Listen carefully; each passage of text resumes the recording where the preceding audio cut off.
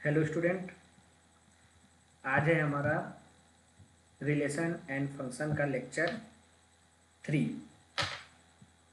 और जिसमें से पहला लेक्चर था वो वेवी कर्व का था। सेकेंड लेक्चर हमने रिलेशन का कल जो देखे वो पूरा थ्योरी पार्ट था और आज रिलेशन का पूरा प्रैक्टिस सेशन है ना। आज सिर्फ क्वेश्चन करेंगे जो कल के टॉपिक पढ़े हैं उसके उस पर जो बेस्ड क्वेश्चन है वो। रिलेशन और फंक्शन जो टॉपिक अभी हम पढ़ रहे हैं, अभी हमारा रिलेशन चल रहा है, सेम फंक्शन चलेगा। तो आप लोग अपने सिलेबस देखे होंगे लेक्चरर का, रिलेशन और फंक्शन दोनों दो दो जगह है ना सिलेबस। तो मैं सबको कवर करते जा रहा हूँ तो आपका मैक्सिमम टॉपिक कवर हो रहा है। मैं एक बार रिलेशन स्टार्ट किया हूँ, इसके सिलेबस को समझा देता हूँ आपको।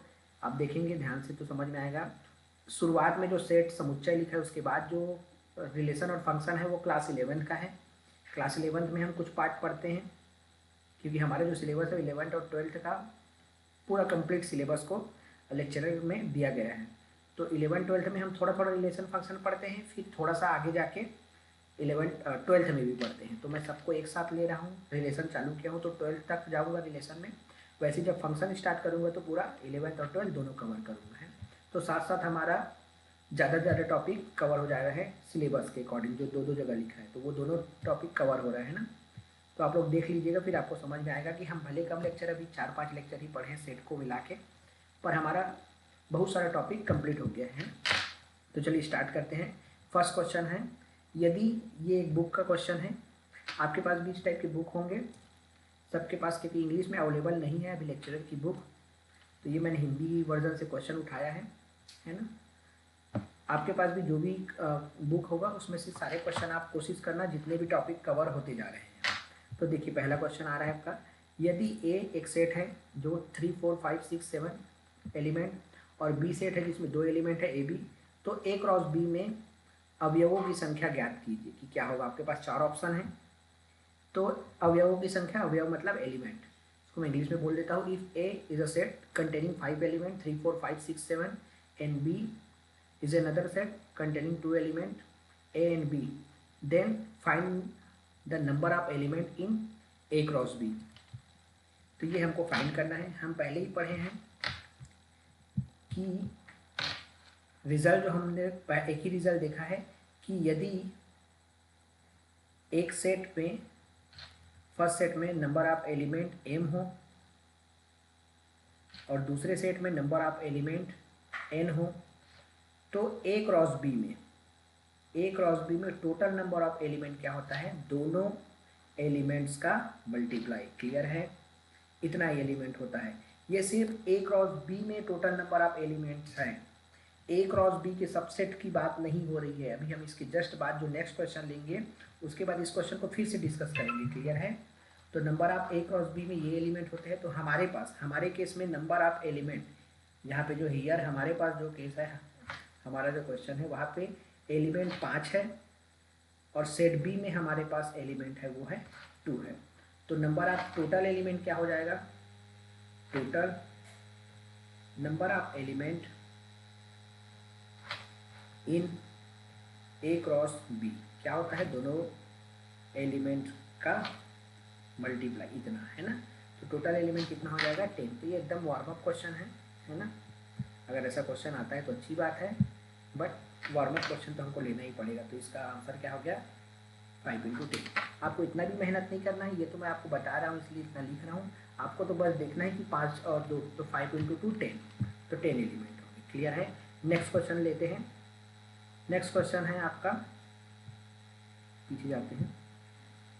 नेक्स्ट क्वेश्चन इस स्लाइड में है, ये देखिए। ठीक है, फिर से क्वेश्चन हिंदी में है, क्वेश्चन पढ़िए।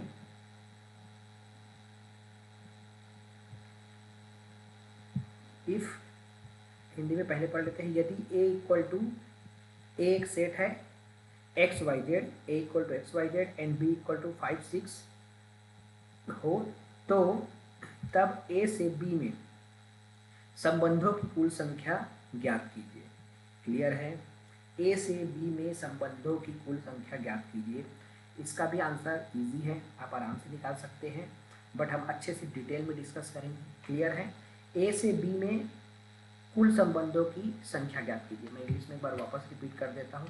If A is a set containing 3 element X Y Z and B is another set containing 2 elements 5 and 6, then find the number of total relation from set A to B, from set A to B। ये है आपका question.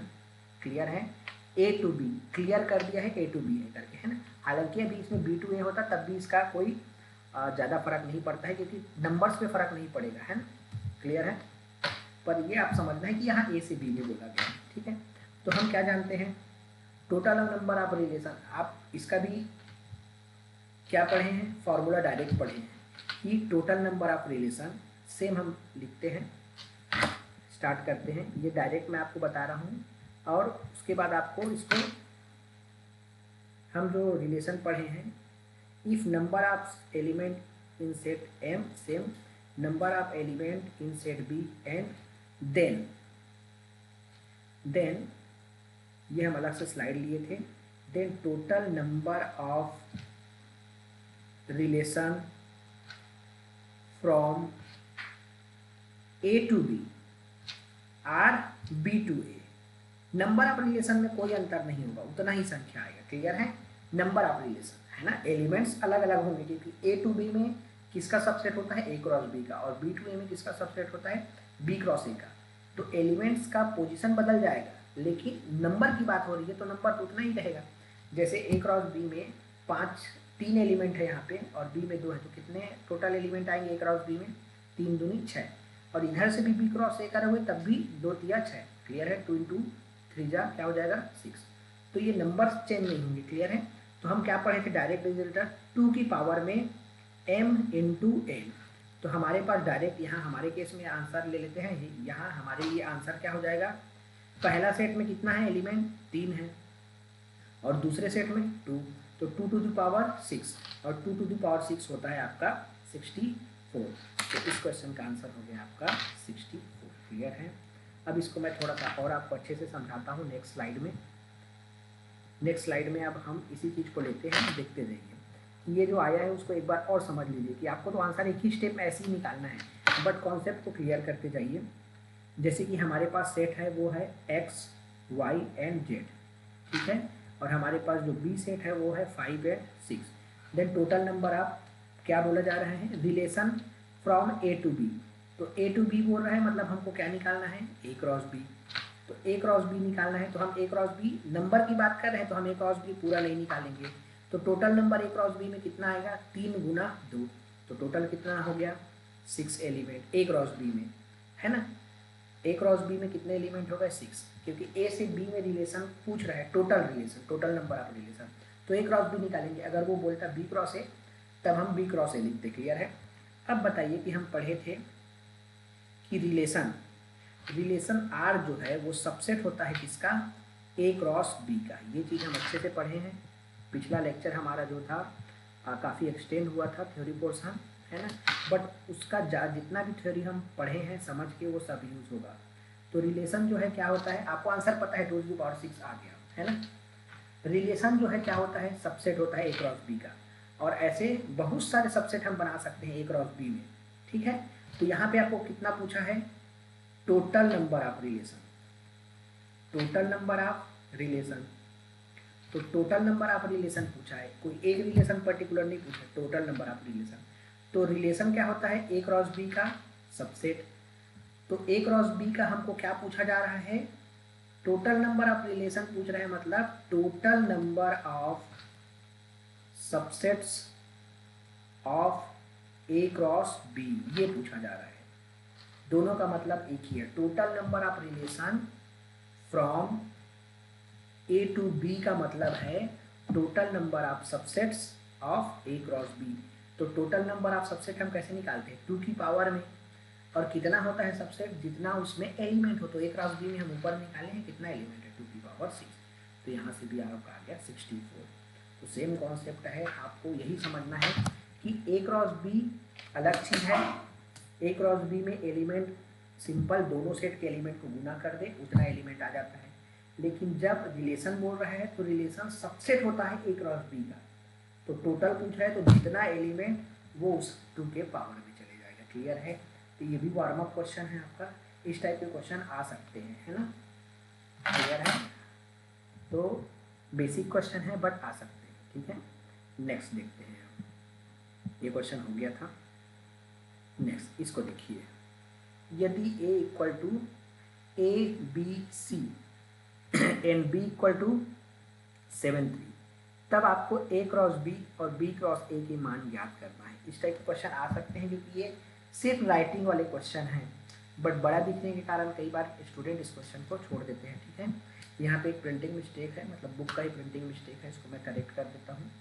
आपको क्या क्या पूछा गया है, a cross b cross a, तो यहाँ पे ये वाला ऑप्शन भी b क्रॉस a है ना। तो ये प्रिंटिंग मिस्टेक से क्या हो गया है, b क्रॉस b हो गया है। क्लियर है? तो स्टार्ट करते हैं, ठीक है। आप वैसे देख के भी बता सकते हैं, पर फिर भी मैं, ये पहला क्वेश्चन है, हम क्वेश्चन कर रहे हैं तो डिटेल में करेंगे, ठीक है। a क्रॉस b का भी मान निकालना है बोल रहे हैं, और एक b क्रॉस a का भी मान निकालना है बोल रहे हैं। तो मैं पहले यहाँ इस वाले साइड में एक a को पहले लिखता हूँ ABC, और यहाँ पे साइड में लिखता हूँ 7 और 3, क्योंकि यहाँ पे हम a क्रॉस b निकालेंगे। क्लियर है? और यहाँ पे जो खाली स्पेस है जो मैंने छोड़ा हुआ है, यहाँ पे मैं पहले लिखता हूँ b को 7 3, और उसके बाद मैं लिखता हूँ सेम a को। क्लियर है?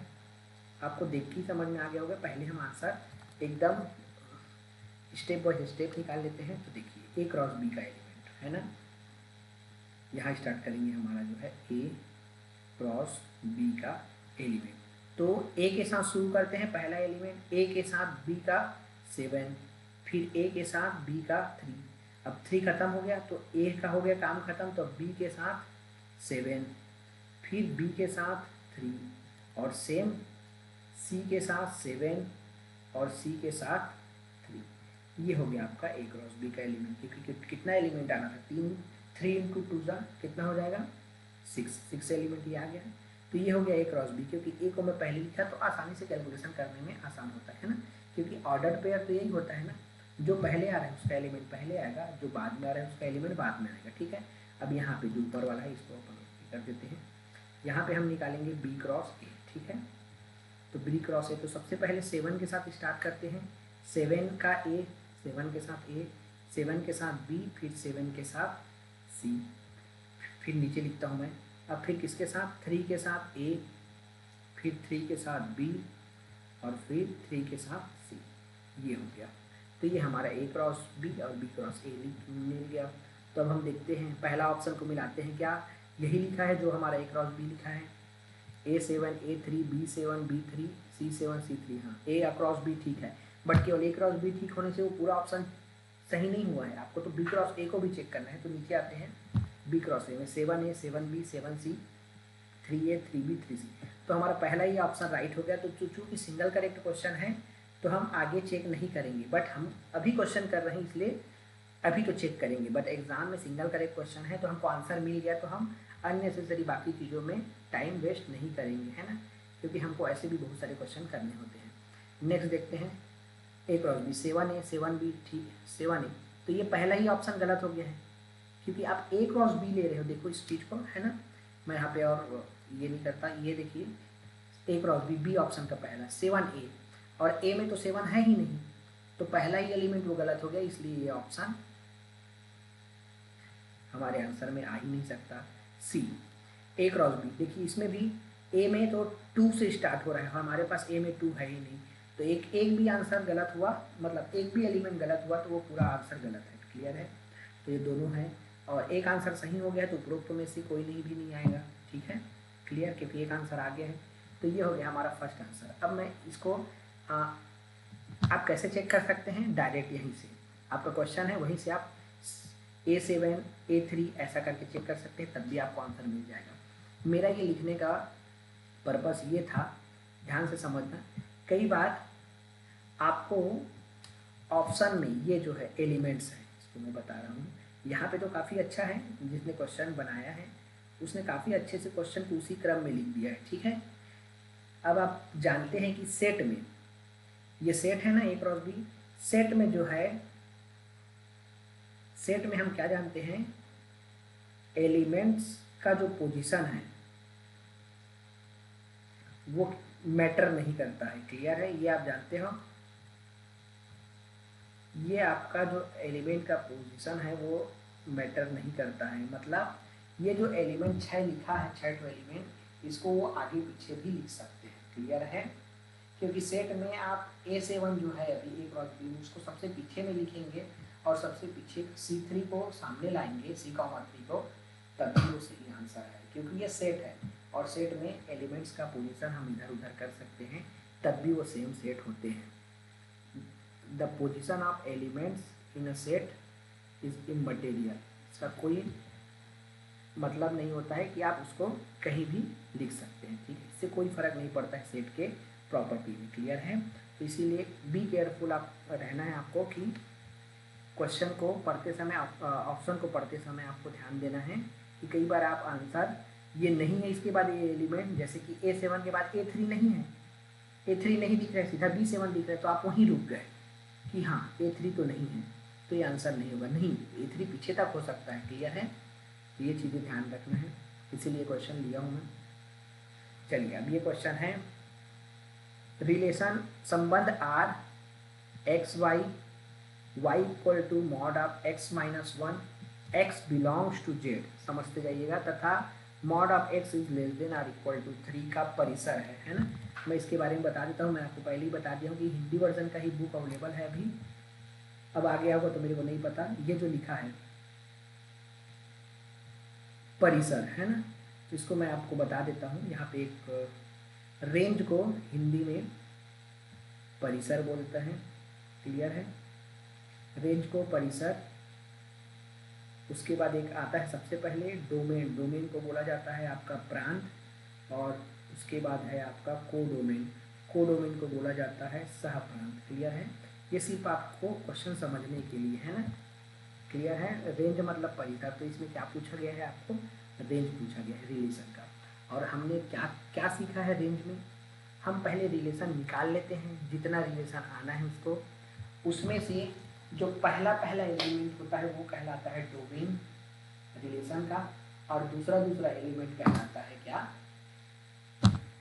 रेंज, इसका रिलेशन। क्लियर है, तो सबसे पहले तो अभी तो यहाँ पे आपको रिलेशन निकालना इम्पोर्टेंट है। क्लियर है, तो अब हम स्टार्ट करते हैं इसको, कि आपको क्या दिया है उसको एक बार वापस से लिख लेते हैं। जो हमको दिया है उस चीज़ को हम लिखते हैं, क्योंकि आपको क्वेश्चन समझना ज़रूरी है। एक्स वाई ये तो दिया ही रहेगा। क्लियर है, such that y is equal to X minus 1। ठीक है, x belongs to integer z। ठीक है, तथा modulus of x is less than or equal to 3, इतना चीज है। अब आपको आगे से इस टाइप के क्वेश्चन देखने की आदत हो जानी चाहिए, और ऐसा देखने से आपको घबराना नहीं है कि क्या लिखा है ना। हमको धीरे धीरे इन सब चीज़ों को सीखना होगा, है ना, क्योंकि फंक्शन के जितने भी क्वेश्चन हैं वो दिखने में अटपटे ही होते हैं, पर आप जैसे जैसे उनको समझ के एक एक स्टेप को आगे बढ़ते जाएंगे, तो आगे बढ़ते बढ़ते आपको नए स्टेप के बारे में पता चलते जाएगा। क्लियर है, तो इसमें इसका मतलब तो आप समझ में आ रहा है कि ये क्या है, ऑर्डर्ड पेयर है। जो जो इधर का ये जो लिखा रहता है दो बिंदी, उसको बोलते हैं सच दैट, मतलब आगे वो बताया है कि ये एक्स वाई मतलब ऑर्डर्ड पेयर जो आना है वो किस प्रॉपर्टी को सेटिस्फाई करना चाहिए। तो क्या बोल रहा है, देखिए वाई जो है कहाँ से आएगा, मॉड ऑफ एक्स माइनस 1 से, मतलब एक्स की वैल्यू हमको रखते जाना है और वाई मिलते जाएगा। क्लियर है, एक्स कहाँ से आएगा, एक्स जो आएगा वो आगे बताया गया है Z, Z for integer, set of integer है ना, जेड मतलब सेट ऑफ इंटीजर।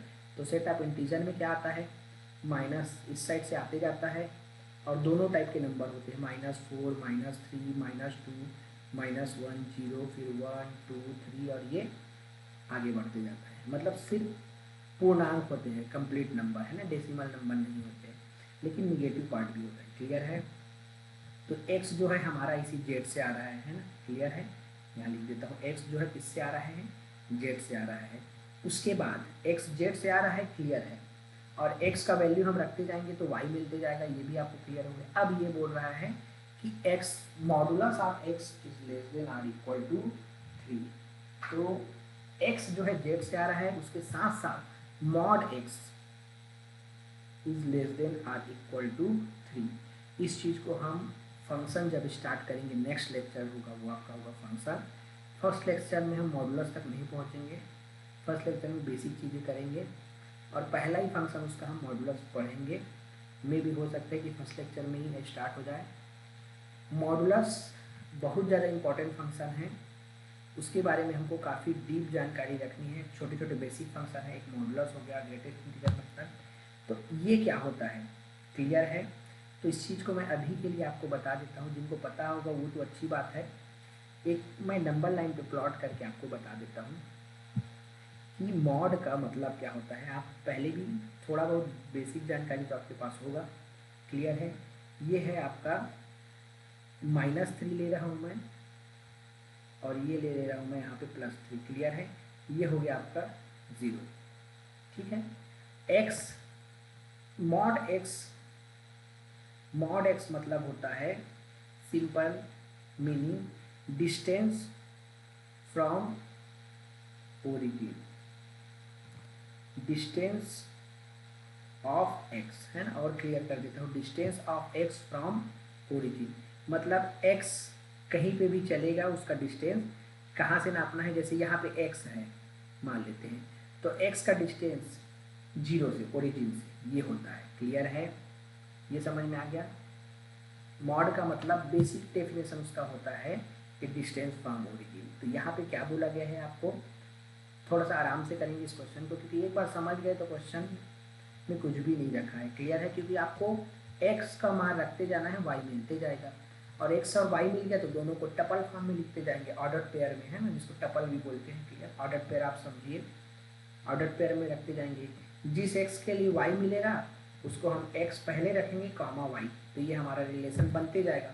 ऐसे ऐसे हमको जितना भी रिलेशन पूरा कंप्लीट हो जाएगा इस प्रॉपर्टी को सेटिस्फाई करते हुए, उसके बाद इस रिलेशन में क्या पूछा है, रेंज पूछा है। हम सेकेंड नंबर को उठा के सेट बना देंगे, जो सेट आएगा जिस आंसर से मैच करेगा वो उसका आंसर होगा, क्लियर है। क्योंकि रेंज क्या होता है, सेकेंड एलिमेंट ऑर्डर पेयर का रिलेशन के लिए। तो इसमें फिर से वापस आते हैं, मॉड डिस्टेंस फ्रॉम ओरिजिन। अब ये डिस्टेंस फ्रॉम ओरिजिन क्या बोल रहे हैं कि 3 से छोटा होना चाहिए या 3 तक चलेगा। तो आप बताइए x कहाँ कहाँ जा सकता है। x जो है आपका यहाँ मैक्सिमम 3 तक जा सकता है, ये x इससे आगे चले जाएगा। जैसे ही यहाँ पे मान लो 4 है, x यहाँ पे चले गए तो डिस्टेंस कितना हो गया, 4 हो गया।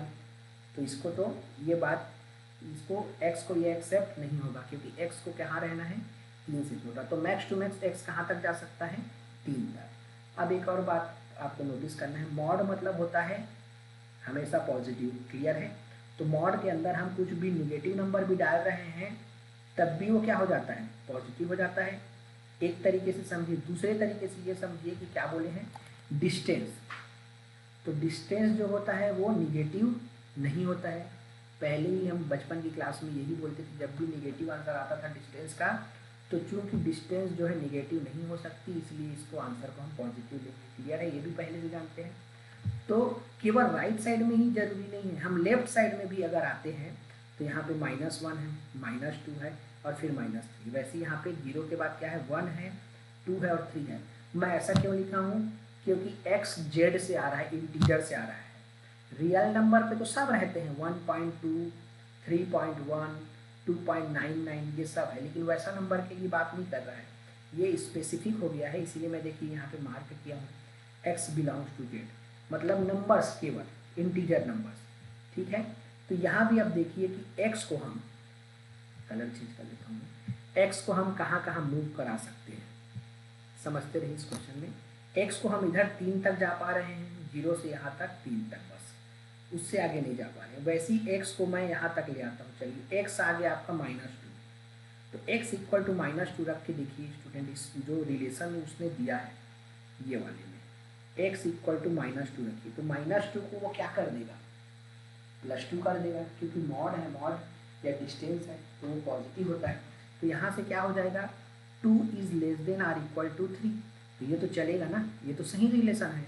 तो ये x लेफ्ट हैंड साइड में भी चल सकता है, तो मैक्सिमम कहाँ तक चल सकता है स्टूडेंट, यहाँ तक, x यहाँ तक आ सकता है। मतलब टोटल x का रेंज क्या हो गया, टोटल एक्स का रेंज हो गया -3 से 3, क्योंकि इधर देख लो, इधर के बाद जंप करने के बाद -4 मिलेगा, क्योंकि बीच का नंबर तो नहीं है, क्योंकि हम जंप कर रहे हैं, इंटीजर है।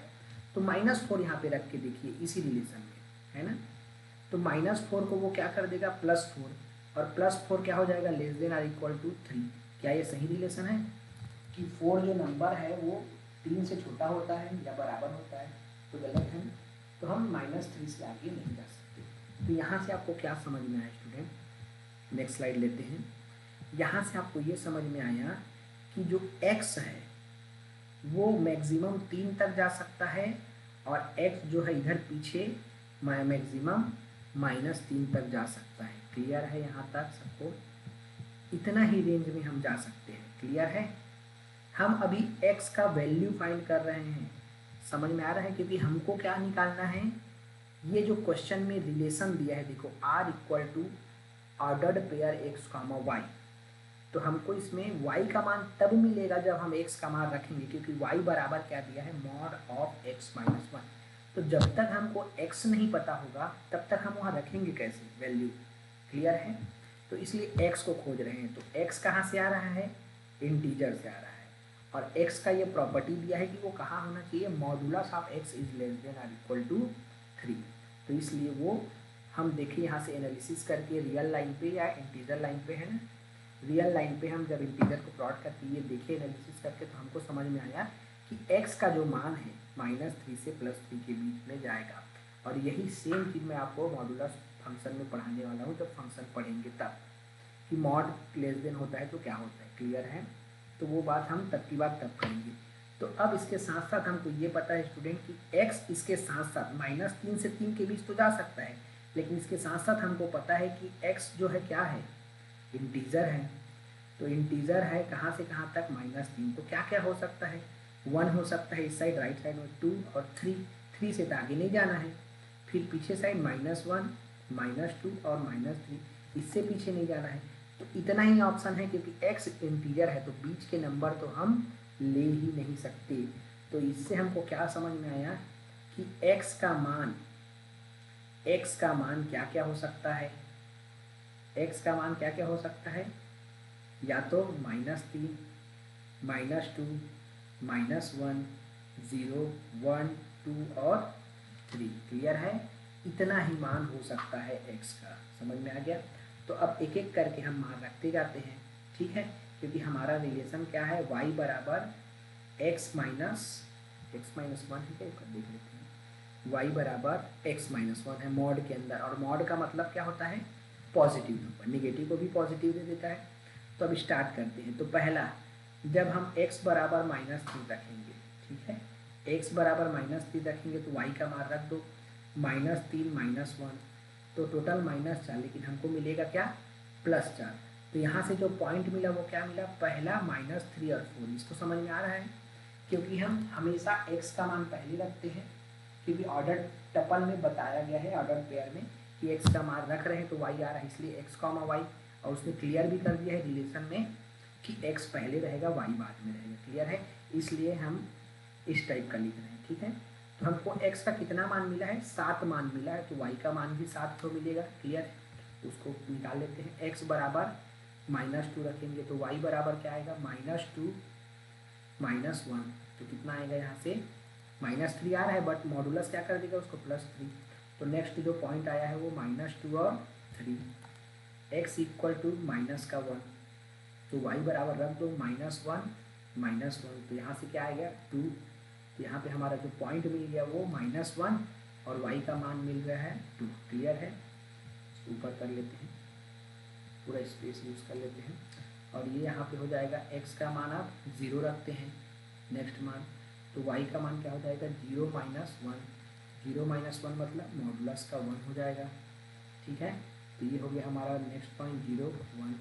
उसके बाद हम रखते हैं x बराबर 1, तो x बराबर 1 रखेंगे तो y बराबर 1 - 1 बराबर 0, तो हमको जो पॉइंट मिला है 1, 0 मिला है। क्लियर है? तो नेक्स्ट चलते हैं, है ना, कितना पॉइंट हो गया हमारा, -3 -2 -1 रख लिए, 0 1 रख लिए, और हमको रखना है 2 और 3। ठीक है, 2 एंड 3 हमको रखना है। तो हमारा जो नेक्स्ट पॉइंट है, आप इसको बहुत जल्दी जल्दी करना है, आपको इतना डीप नहीं करना है ना, देखते ही आपको इसको कैलकुलेशन करना है। ये तो मेरे को सबको पढ़ाना है, इसलिए मैं एक एक चीज़ को आपको समझा रहा हूँ। तो ये हो जाएगा मॉड ऑफ x माइनस 1 होता है तो 2 माइनस 1, 2 माइनस 1 का वैल्यू क्या आएगा, 1 आएगा। तो यहाँ से हमको जो मिला है वो है 2 और 1। फिर लास्ट पॉइंट है हमारे स्टूडेंट x इक्वल टू 3 है ना, x इक्वल टू 3 पे हमारा आ जाएगा 3 माइनस 1 इक्वल टू ये आ जाएगा 2। तो हमारा जो पॉइंट हो जाएगा वो हो जाएगा 3, 2। तो अब हमको रिलेशन में कितना बिंदु मिलेगा, 7 बिंदु मिलेगा। क्लियर है। तो उस चीज़ को हम लिखते जाते हैं पीछे जाके कि आपको क्या क्या मिला है, -3 4 और -2 3 है, -3 4 और -2 3। उसके बाद -1 के साथ कुछ मिला होगा, देखते हैं। -1 के साथ मिला है आपको 2 और 0 के साथ मिला है 1 है। -1 के साथ मिला है आपको 2 और 0 के साथ मिला है आपको 1। और उसके बाद ये सामने लिखा है 2 के साथ मिला है आपको 1 और 3 के साथ मिला है आपको 2। तो ये जो रिलेशन फाइंड करना था स्टूडेंट, वही सबसे इम्पॉर्टेंट था। ठीक है, क्लियर है। तो अब हम निकालेंगे रेंज, क्योंकि हमको पूछा गया है रेंज ऑफ आर रिलेशन का। तो सेकेंड एलिमेंट को पिक करते जाओ स्टूडेंट।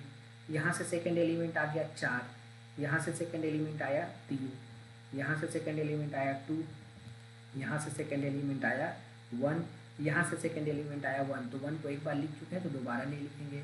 फिर 1, फिर से 2, तो 2 को भी लिख चुके हैं।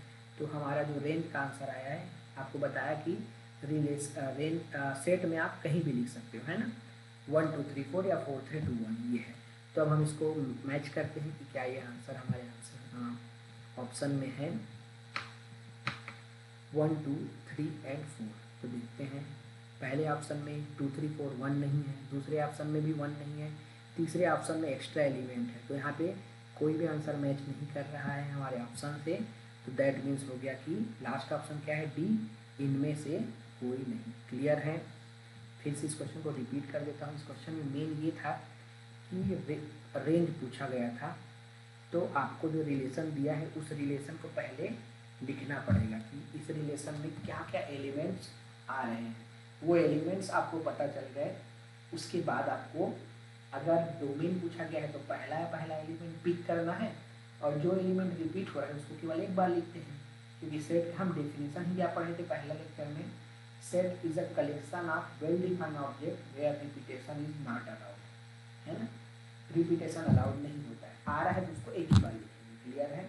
तो डोमेन बोला जा रहा है तो ऑर्डर पेयर का पहला एलिमेंट, और रेंज बोला जा रहा है तो ऑर्डर पेयर का सेकेंड एलिमेंट। क्लियर है। मॉड का भी मतलब समझ गए। अगर मॉड का मतलब यहाँ आप समझ गए होंगे तो जब हम फंक्शन पढ़ेंगे तो वहाँ आपको आसानी से समझ में आएगा। क्योंकि मॉडुलस को हम बहुत टाइम तक लेंगे, क्योंकि मॉडुलस कहीं भी यूज़ हो जाता है और हम लोग जनरली मॉडुलस के साथ अनईजी फील करते हैं। तो ये हो गया हमारा ये वाला क्वेश्चन। क्लियर है। इसका अगर आपको डोमेन पूछा रहता तो वो भी आंसर मैं आपको बता देता हूँ। अगर आपको यहाँ पे डोमेन ऑफ रिलेशन आर पूछा रहता तो आप कौन कौन सा एलिमेंट पिक करते स्टूडेंट, रेड कलर से है तो रेड में -3, -2, फिर -1, फिर 0, फिर 2 और फिर 3, सभी के सभी एलिमेंट्स आ जाते हैं। क्लियर है। समझ में आ रहा है। ये हो गया आपका, एक एलिमेंट छूट गया है, 0 1 और 2 एक मिनट है, एक एलिमेंट हमारे ऑर्डर पेयर में एक छूट गया है, एक मिनट। x इक्वल टू 1 पे 1 0 है ना, x इक्वल टू 1 पे आया है हमारा 1 0, x इक्वल टू 1 पे हमारा आया है 1 0, है ना। तो ये वाला एक एलिमेंट यहाँ पे छूट गया है ना, यहाँ पे आपको लिखना था इस रिलेशन में, है ना। हालांकि उससे कुछ फ़र्क नहीं पड़ा, एक मिनट है ना, हाँ 1 0, ठीक है। एक एलिमेंट छूट गया था, देखिए पीछे ये लिखने में मिस्टेक हो गया था। देखिए -3 4, -2 3, -1 2 और 0 1, 0 1 तक हम लिख लिए थे। फिर जब हम पेज स्लाइड किए थे तो ये भूल गए थे। उसके बाद 2 1 और 3 2 लिख दिए थे। तो यहाँ पे एक एलिमेंट और है स्टूडेंट रिलेशन में 1 0, ठीक है। तो उसको शामिल करना पड़ेगा हमको आंसर में, ठीक है, सेकेंड एलिमेंट में। तो ध्यान से देखिए, 4 आ गया पहला दूसरा एलिमेंट, 3 आ गया, फिर 2 आ गया, फिर 1 आ गया, और उसके बाद ये आ गया है एक एलिमेंट और स्टूडेंट 0, है ना। सेकेंड एलिमेंट को हम देख रहे हैं तो यहाँ पे 0 भी आएगा, है ना। तो आंसर में मैं यहाँ 0 को यहाँ शामिल कर देता हूँ, है ना। ये मिस्टेक हो गया था मेरे से लिखने में, क्लियर है। तो अब आंसर क्या आ रहा है 0 1 2 3 4। क्या अब आपको आंसर मैच कर रहा है? इनमें से कोई नहीं। जो हम ऑप्शन मार्क किए थे 0 1 2 3 4 नहीं, ये 5 आ गया, है ना। 0 1 2 3, है ना, क्लियर है। ये 5 आ गया हमारे आंसर में। रेंज में जो सेकेंड क्या है, सेकेंड सेट है, उसमें कहीं भी 5 नहीं आया, है ना। तो अब भी उसका आंसर क्या है देख लीजिए एक बार फिर से। अब भी उसका आंसर क्या है, इनमें से कोई नहीं। बट ये मिस्टेक नहीं करना है ना। ये चीज़ें ध्यान में रखनी है ना। लिखने के लिए हम पेज स्लाइड कर रहे थे, चेंज कर रहे थे, इसलिए लिखने में मिस्टेक हो गया, ठीक है। बट उसका आंसर अभी भी चेंज नहीं हुआ, इनमें से कोई नहीं है इसका आंसर, ठीक है। चलिए नेक्स्ट क्वेश्चन करते हैं, काफ़ी टाइम हो गया इस क्वेश्चन पे। नेक्स्ट देखिए ये क्वेश्चन, यदि a equal to x such that X square minus 5x plus 6 equal to 0, एक सेट दिया है। x कहाँ से आ रहा है? वो आ रहा है X square minus 5x plus 6 equal to 0, clear है ना। दूसरा बी सेट में 2 और 3 4 एलिमेंट है, सी में 4 और 5 है। तब आपको ये फाइंड करना है, क्लियर है। ए क्रॉस बी इंटरसेक्शन सी। तो ये सिंपल कार्टेशियन प्रोडक्ट का क्वेश्चन है, बट यहाँ पे आपको ए को जानना, ए का आंसर निकालना इंपॉर्टेंट है। बी और सी तो ओके है, ये भी हम बाद में करेंगे लास्ट, है ना, ठीक है। ए क्रॉस बी इंटरसेक्शन सी। पहले हम ए में जान तो ले कि एलिमेंट क्या है। ए में बोल रहा है कि क्या है, एक्स सच दैट, मतलब एक्स आएगा, लेकिन कब आएगा, किससे आएगा, वो पीछे बताया जाता है, ठीक है। इस चीज़ को आप समझते जाइए। ये हो गया, यहाँ से एक्स आ रहा है, जो इस समीकरण को X square minus 5x plus 6 equal to 0, इसको जो 0 कर दे वो एलिमेंट कहाँ आएंगे, x में आएगा, ठीक है। तो ये क्या है, इसको मैं अलग से लेता हूँ, आप सभी को पता है। ये दिख रहा है आपको, क्या है ये, क्वाड्रेटिक इक्वेशन। हम इसको पहले सॉल्व कर लेते हैं। X square minus 5x plus 6 equal to 0, यहीं से x आना है। तो ये तो आपको पता है ना कि ये क्या, कौन सा इक्वेशन है, क्वाड्रेटिक इक्वेशन है। क्वाड्रेटिक इक्वेशन है, और क्वाड्रेटिक इक्वेशन के कितने रूट होते हैं, 2 रूट होते हैं, है ना। मे भी वो दोनों रूट सेम हो सकते हैं, है ना। तो सेम हो गया तो हमको एक ही बात लिखेंगे, क्लियर है, वो आगे की बात है। तो इसको हम फैक्टराइज कर सकते हैं। 2 मेथड होता है, एक फैक्टराइजेशन मेथड और दूसरा होता है formula method. Minus B plus minus under B square minus 4ac/2a, याद आ रहा होगा, ये आप हमेशा से करते आए हैं छोटी क्लासों से। तो मैं गुणनखंड मेथड यूज़ करूँगा। तो माइनस बीच का जो टर्म होता है उसको हम तोड़ते हैं। तो मैं इसको तोड़ रहा हूँ, x minus 3x minus 2x, minus 5x को मैं ऐसे तोड़ दिया, माइनस 3x माइनस 2x, ठीक है, और प्लस 6 इक्वल टू 0। तो पहले वाले से हमारा x कॉमन निकला तो x माइनस 3, दूसरे वाले से हमारा कॉमन निकला माइनस 2 तो x माइनस 3। अब दोनों से हमारा कॉमन निकल जाएगा x माइनस 3, तो नेक्स्ट ब्रैकेट में हो जाएगा हमारा x माइनस 2 इक्वल टू 0। अब मैं इधर आ जाता हूँ इस साइड, यहाँ से ऐसे। तो हम इसके बाद आप लोग को अलजेब्रा का रूल पता है ना, ये किए हुए हैं, फिर भी मैं बता रहा हूँ। 2 नंबर अगर मल्टीप्लाई है और उनका मल्टीप्लिकेशन 0 है, तो उनमें से कोई एक नंबर कम से कम 0 होना चाहिए, तभी हम बोल सकते हैं कि उनका प्रोडक्ट 0 आएगा। सिंपल सी बात है। जैसे 5 इंटू 4 लेते हैं, तो 5 इंटू 4 कभी 0 आएगा क्या, नहीं आएगा। कोई भी 2 नॉन जीरो नंबर को जब आप मल्टीप्लाई करोगे तो 0 आने के चांसेस है ही नहीं। 0 कब आएगा, ये समीकरण क्या बता रहा है, इसी को अलजेब्रा का रूल बोलते हैं। ये 0 आ रहा है, मतलब उनमें से कोई एक 0 होगा, लेकिन हमको तो नहीं पता ना कि कौन सा 0 होगा। x माइनस 3 भी 0 हो सकता है, x माइनस 2 भी 0 हो सकता है, चूँकि वो वेरिएबल के फॉर्म में, इसलिए हमको नहीं पता, इसलिए हम दोनों को सेपरेट रखते हैं। तो एक बार हम रखेंगे x माइनस 3 इक्वल टू 0, ये केस 1, ऐसा करके बनाते थे, याद करो। तो x इक्वल टू क्या आ गया स्टूडेंट, 3। अब केस 2 लेंगे, अगर x माइनस 3 0 नहीं हुआ तो क्या होगा, x माइनस 2 0 होगा। तो यहाँ से आंसर क्या आ गया, x इक्वल टू 2। तो इस इक्वेशन के कितने रूट आ गए, 2 रूट। वो कौन कौन से हैं, 2 और 3 है, क्लियर है। तो उसको मैं नेक्स्ट पेज में लिखता हूँ। तो वही जो 2 रूट आया है वही तो सेट का ए का एलिमेंट है, क्योंकि सेट के अंदर में इसी क्वाड्रेटिक इक्वेशन को जो 0 कर दे वो इस सेट में आएंगे तो a इक्वल टू क्या हो गया स्टूडेंट 2 3। तो इसमें जो मेन चीज़ था वो था आपको रूट फाइंड करना। क्लियर है, आगे आप इजीली कर लेंगे। अब दूसरा सेट है 2 4 b है ना, लिख देता हूँ, और c 4 5 है ना। ये हो गया है आपका 2 4 है और c जो है आपका 4 5 है ना, पीछे आप जाके देख सकते हैं। क्लियर है, अब आपको फाइंड क्या करना है student, a cross b intersection c है ना, लिख लेते हैं इसको, a cross b intersection c। आपको फाइंड करना है a cross b intersection c। हम जानते हैं बोर्ड मास से कि सबसे पहले क्या सॉल्व होता है, ब्रैकेट सॉल्व होता है। ठीक है, a, तो a का वैल्यू भी हम लिख देते हैं, मिटाते हैं। a का वैल्यू क्या हो गया स्टूडेंट 2 and 3। ठीक है, और इसका क्रॉस, और ये हमारे पास लगा है ब्रैकेट है ना, तो ये ब्रैकेट वाला पहले सॉल्व होगा। तो हमको सबसे पहले b और c में क्या देखना होगा, इंटरसेक्शन। तो ये हमारा b है और ये हमारा c है, तो दोनों में इंटरसेक्शन में क्या है, केवल एक ही एलिमेंट है 4।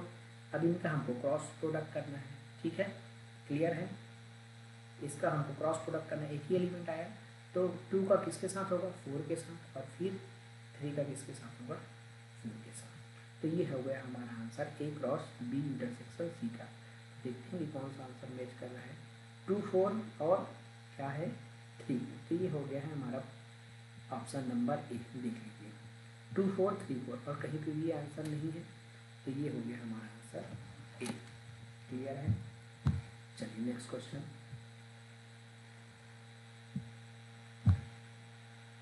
नेक्स्ट क्वेश्चन देखिए, यदि a एक अरिक्त समुच्चय है, मैं भी आपको इंग्लिश में एक्सप्लेन कर दूंगा। यदि a एक अरिक्त समुच्चय है जिसमें n अवयव हो, तब n पर संबंधों की कुल संख्या, क्लियर है, क्या होगी। 4 ऑप्शन है, मैं इसको इंग्लिश में आपको एक्सप्लेन कर देता हूँ। अरिक्त मतलब होता है, पहले तो मैं लिख देता हूँ, ये जो अरिक्त लिखा हुआ है उसका मतलब होता है नॉन एम्प्टी। क्लियर है, तो यहाँ पे आपको बोला जा रहा है let X be non empty set in which n elements, then how many relation on x, है ना, कितने टोटल रिलेशन होंगे, कुल बोला गया है टोटल रिलेशन है ना, कितने रिलेशन होंगे x पर।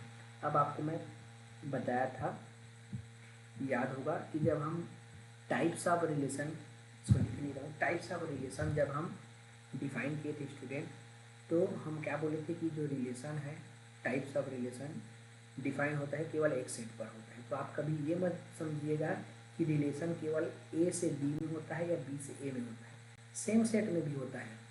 तो जब हम सेम सेट में बोलते हैं, जैसे मैंने डेफिनेशन स्टार्ट किया था, let R be a relation on set A, इसका मतलब होता था कि क्या, कि रिलेशन सबसेट है ए क्रॉस ए का खुद के साथ। क्रॉस प्रोडक्ट हमेशा रहेगा रिलेशन में, लेकिन जरूरी नहीं है कि दोनों सेट अलग अलग हो, है ना, दोनों सेट सेम भी हो सकते हैं। उसी के बेस पे हम लोग wide relation, universal relation, identity, reflexive, symmetric, antisymmetric, transitive, इतना 7 रिलेशन हम डिफाइन किए हैं कल के लेक्चर में।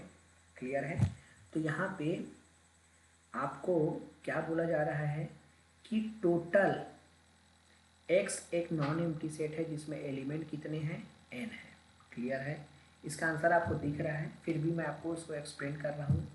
और आपको टोटल रिलेशन चाहिए। क्लियर है, x पर है मतलब आपको किसका, x क्रॉस x है ना, सारा चीज़ सेम हो गया है। इसको मैं एक को छोटा लिख देता हूँ। तो जो आपका रिलेशन है वो सबसेट होगा यहाँ पे x क्रॉस x का, ये बड़ा वाला x जो है क्या है, सेट का नाम है, और ये छोटा वाला क्रॉस है, क्रॉस प्रोडक्ट को बता रहा है। तो लेकिन यहाँ पे क्या पूछा है स्टूडेंट, ये तो कोई एक रिलेशन है, सबसेट होता है x क्रॉस, टोटल पूछा गया है, तो जितने एलिमेंट x क्रॉस x में होंगे, ठीक है, तो number of total element x cross x में कितना होंगे, पहला में n और दूसरा में भी n, तो टोटल एलिमेंट किसमें, x क्रॉस x में। ये टोटल एलिमेंट है x क्रॉस x के, लेकिन ये टोटल रिलेशन नहीं है, ये तो केवल x क्रॉस x में एलिमेंट है। तो हम क्या जानते हैं कि total relation, total number of relation, ये क्या होता है, 2 की power number of element in A cross B होता है ना, तो हमारे पास क्या है टोटल 2 की power number of x cross x ये है, तो क्या हो जाएगा टोटल एलिमेंट कितने हैं 2 की पावर n स्क्वायर होगा इसका आंसर। क्लियर है? पर और रिवाइज करके इसको देखिएगा, ए क्रॉस बी से लेके मैं बता रहा हूँ, दो सेट है ए और बी, तो total number of element A cross B में कितने होंगे, ए क्रॉस बी में ए में जितना एलिमेंट और बी में जितना एलिमेंट दोनों को गुना कर दो सिंपली। तो यहाँ पे ए और बी की जगह में क्या आ गए, सेम सेम आ गए, तो दोनों एलिमेंट को गुना कर दो n गुना n, तो टोटल एलिमेंट यहाँ n स्क्वायर जैसे ए क्रॉस बी में होता है। अब हम वहाँ फिर से पढ़े थे कि total number of relation from A to B, तो टोटल नंबर ऑफ रिलेशन, और रिलेशन क्या होता है सबसेट होता है, तो सीधा हमको टोटल के लिए क्या देखना है, ए क्रॉस बी में कितने सबसेट बनेंगे टोटल, तो जितना एलिमेंट होता है वो 2 की पावर में चले जाता है, तो वहाँ पे क्या था m और n था, इसलिए क्या चले गया था 2 की पावर में m इंटू n। लेकिन हमारे केस में सेट सेम है और दोनों के पास एलिमेंट क्या है n गुना n, इसको हम n स्क्वायर लिख दिए, तो टोटल एलिमेंट है n स्क्वायर, तो टोटल सबसेट कितना हो जाएगा 2 की पावर n स्क्वायर। क्लियर है? तो इसलिए इसका आंसर आएगा आपका 2 की पावर n स्क्वायर, जो आपके ऑप्शन नंबर ए में है। क्लियर है? आप ऐसे मत कर देना है ना। क्लियर है? ये जो डी ऑप्शन है वो लगभग सिमिलर ऐसा आपको लगेगा है, बट वो आंसर में आंसर नहीं है वो, है ना। क्लियर है? तो ये हो गया आपका क्वेश्चन। नेक्स्ट क्वेश्चन देखते हैं। माना आर इस प्रकार परिभाषित है, मतलब डिफाइंड है, संबंध है, परिभाषित संबंध है, डिफाइंड रिलेशन है कि आर जो है उसके बाद ऑर्डर पेयर ए और ए की घात 3, उसके बाद सच दैट लगा है ए जो है क्या है 5 से कम अभाज्य संख्या है, तब आपको फाइंड करना है आर का परिसर। परिसर के बारे में मैं आपको बता दिया हूँ कि रेंज फाइंड करना है, तो रेंज तब तक नहीं मिलेगा जब तक हम रिलेशन के सभी एलिमेंट्स को ना लिख दें। तो इसमें पहले ही हमको काम क्या करना है, रिलेशन के एलिमेंट्स को लिखना है, और वो कैसे लिखाएगा, जो उसका डेफिनेशन है ब्रैकेट के बाद। क्लियर है? इसको मैं बता देता हूँ। Let R be a relation define such that R equal to this, जो आपके सामने लिखा है ordered pair a comma a की घात 3 सच दैट, वो जो बिंदी का मतलब है सच दैट 5 से कम अभाज्य है, where a is a prime number less than 5, है ना, where a is prime number less than 5। अभाज्य मतलब होता है प्राइम नंबर। ठीक है? प्राइम नंबर का डेफिनेशन क्या है, जो 1 से डिवाइड हो और खुद से डिवाइड हो, सेल्फ से। क्लियर है? तो सबसे पहले हम इस आर को लिखते हैं, और उसके बाद ये भी क्वेश्चन काफ़ी सिंपल है। जब आप डेफिनेशन को अच्छे से लिखेंगे तो उसके बाद क्वेश्चन में ज़्यादा कुछ करने को नहीं रहता है, बट आप देख के डरना नहीं है इस क्वेश्चन को, है ना। ए है कॉमा ए की पावर 3 है, और ए जो है 5 से क्या है कम अभाज्य है। तो सबसे पहले तो हमको इसी को खोजना पड़ेगा कि 5 से कम प्राइम नंबर क्या क्या हो सकता है। तो ए का ऑप्शन क्या हो सकता है 5 से कम, है ना। अब प्राइम नंबर बोला है, आपको ये नहीं बोलेगा कि सर इंटीजर लेंगे कि क्या लेंगे। प्राइम नंबर केवल किसके लिए डिफाइन होता है, नेचुरल नंबर के लिए, है ना। क्लियर है? तो आप ये नहीं सोचेंगे कि जीरो नेगेटिव नंबर, ऐसा नहीं। तो ये चीज़ें आपको पहले से पता होनी चाहिए। सिंपल चीज़ें हम जब नंबर सिस्टम पहले से ही पढ़ते हैं छोटी क्लासेस में, तब से हमको पता होता है प्राइम नंबर केवल नेचुरल नंबर के लिए डिफाइन होता है। सबसे पहले उसको नेचुरल नंबर होना चाहिए, है ना। तो 1 से ही स्टार्ट करते हैं हम। तो 1 क्या प्राइम नंबर होता है? नहीं, है ना। 1 को प्राइम नंबर की कैटेगरी में शामिल नहीं किया गया है, 1 एक अलग नंबर है। क्लियर है? तो हम स्टार्ट करते हैं 2 से। तो 2 प्राइम नंबर होता है, हाँ, क्योंकि 2 केवल 1 से डिवाइड होता है और 2 से डिवाइड होता है, तो वो फुलफिल करता है किसकी जो कंडीशन है उसको प्राइम नंबर की, है ना, जो खुद से डिवाइड हो और 1 से, है ना। और 2 एकमात्र इकलौता नंबर है जो इवन नंबर है और प्राइम है। उसके बाद जितने भी प्राइम नंबर आपको मिलेंगे इनफाइनाइट तक, सब ऑड नंबर ही मिलेंगे। क्लियर है? नेक्स्ट 2 के बाद क्या आएगा 3, तो 3 भी एक प्राइम नंबर मिल गया। उसके बाद 4 प्राइम नंबर नहीं है ना। उसके बाद 5, तो 5 हम नहीं चला सकते क्योंकि इसमें स्पष्ट बोला है 5 से कम, 5 के बराबर या कम ऐसा बोलते तो 5 को लेना पड़ता। क्लियर है? तो ए का वैल्यू 2 आया। क्लियर है। तो जब a का वैल्यू 2 आया तो a की पावर 3 का वैल्यू क्या आएगा, 2 की पावर 3 इक्वल टू 8। तो यहाँ से जो हमारा ऑर्डर्ड पेयर बनेगा वो क्या आएगा, पहला a बनता है और दूसरा a की क्यूब बनता है। तो 2 और 2 की क्यूब है ना, क्योंकि देखो ये जो मैं रिलेशन लिखा हूँ यहाँ पे जो r जो दिया है, इसको फिर से अच्छे से देखिए आप लोग, छोटा छोटा चीज़ है जो आपको नोटिस करके चलना है। और ये पहला एलिमेंट a होगा और उसका दूसरा एलिमेंट a की घात 3। तो पहला एलिमेंट हमारा 2 मिला, तो 2 और 2 की घात 3 क्या होता है, 8। तो हमारा जो दूसरा एलिमेंट है क्या है, एक और मात्र एलिमेंट है हमारे पास, वो है 3। तो हमारा a इक्वल टू 3, तो a की पावर 3 मतलब 3 की पावर 3 और 3 की पावर 3 मतलब 27। तो यहाँ पे हमारा जो रिलेशन का ऑर्डर्ड पेयर मिला वो क्या है, 3 और 27। इतना ही तो एलिमेंट आ रहा है। तो हमारे रिलेशन में कौन कौन सा एलिमेंट आ गया, एक आ गया 2,8 और एक आ गया 3,27। और आपको ये मिल गया स्टूडेंट रिलेशन। तो क्या इसके बाद रेंज बताना कोई बड़ी चीज़ है क्या। रेंज मतलब हम क्या देखते हैं, रिलेशन में जितने भी एलिमेंट्स आए हैं उसका सेकेंड एलिमेंट। तो सेकेंड एलिमेंट पहले का 8 और दूसरे का 27। तो ये हो गया हमारा 8 और 27। कौन सा ऑप्शन है हमारा, ए ऑप्शन है ना। तो इसका भी आंसर हो गया हमारा ए। क्लियर है। अगर डोमेन पूछा रहता, ठीक है, मैं इसके साथ साथ आंसर साइड में लिख दे रहा हूँ। इसमें रेंज पूछा इसलिए ये हम लिख दिए, और यहाँ पे हमारे पास खाली स्पेस है तो हम डोमेन भी निकाल लेते हैं, ठीक है, क्योंकि कभी हो सकता है डोमेन पूछ दे। तो डोमेन में पहला एलिमेंट को देखते हैं, तो पहला एलिमेंट 2 है और 3 है ना। तो ये डोमेन का आंसर है। क्लियर है। तो ये भी क्वेश्चन हो गया हमारा। आज सिर्फ क्वेश्चन ही क्वेश्चन है, ठीक है। ये वाला क्वेश्चन मैं आपके लिए छोड़ रहा हूँ। क्लियर है, क्योंकि सारा क्वेश्चन मैं करा दिया तो आपको भी तो करना होगा। ये जो है आपके लिए होमवर्क क्वेश्चन है, ठीक है, इसको आप अच्छे से देख लीजिए। होमवर्क क्वेश्चन, ठीक है। आगे मैं होमवर्क क्वेश्चन ही दे देता हूँ। एन संबंध है, ठीक है, आपको इस तरह से सोचना है। इसके बारे में मैं कोई भी हिंट नहीं दूंगा, मैं सिर्फ क्वेश्चन को इंग्लिश में एक्सप्लेन कर देता हूँ अगर किसी को हिंदी में समझ में ना आए तो, ठीक है। मान लीजिए आर एन पर एक संबंध है जो इस टाइप से डिफाइन है, द्वारा परिभाषित है। तब आर का प्रांत, इसमें क्लियर कर दिया है कि डोमेन है करके, प्रांत को आर को डोमेन बोलते हैं, मैं पहले ही बता चुका हूँ,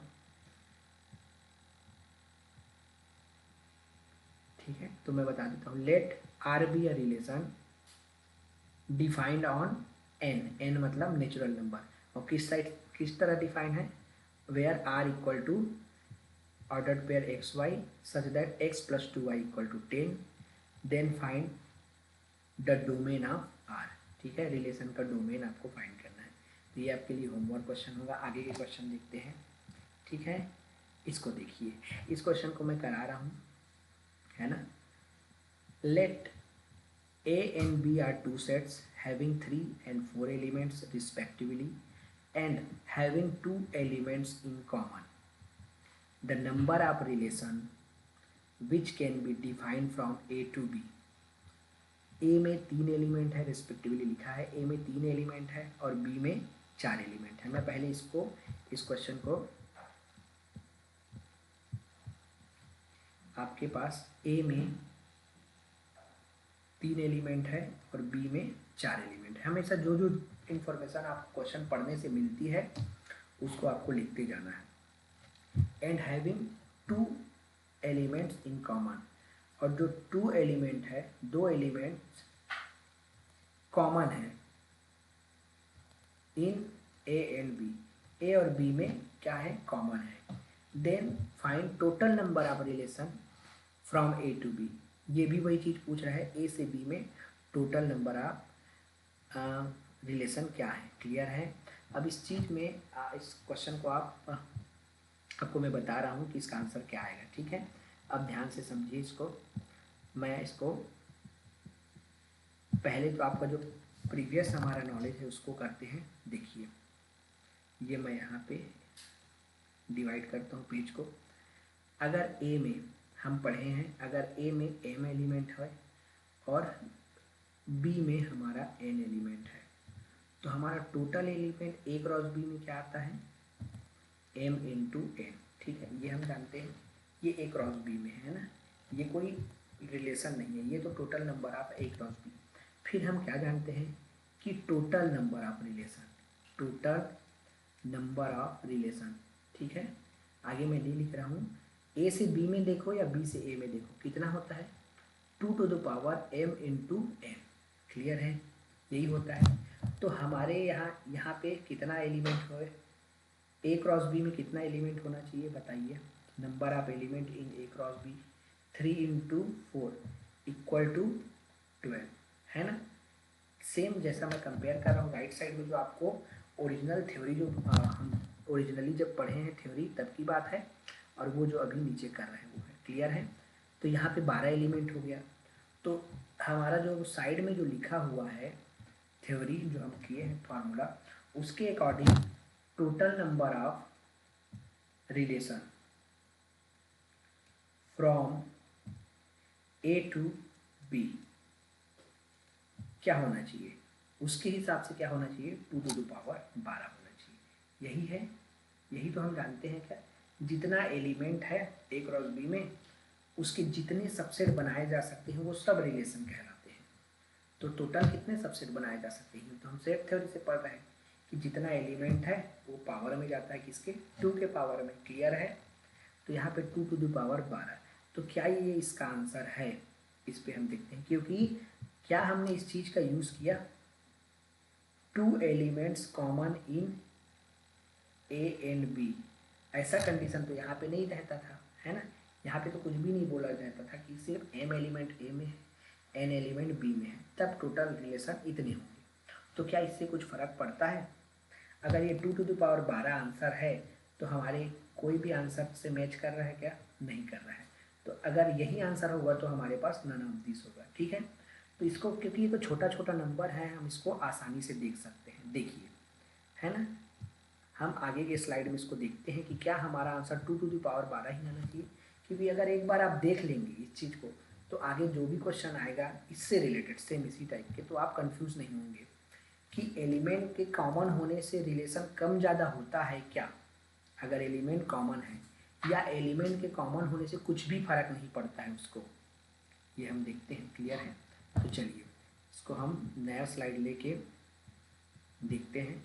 ए में 3 एलिमेंट है, ठीक है, ए में 3 एलिमेंट है स्टूडेंट, तो मैं ले लेता हूँ ए में 3 एलिमेंट है तो 1 2 और 3, और बी में कितना एलिमेंट है 4, तो 4 एलिमेंट है, लेकिन मेरे को कैसे लेना है, 2 एलिमेंट कॉमन लेना है, क्लियर है।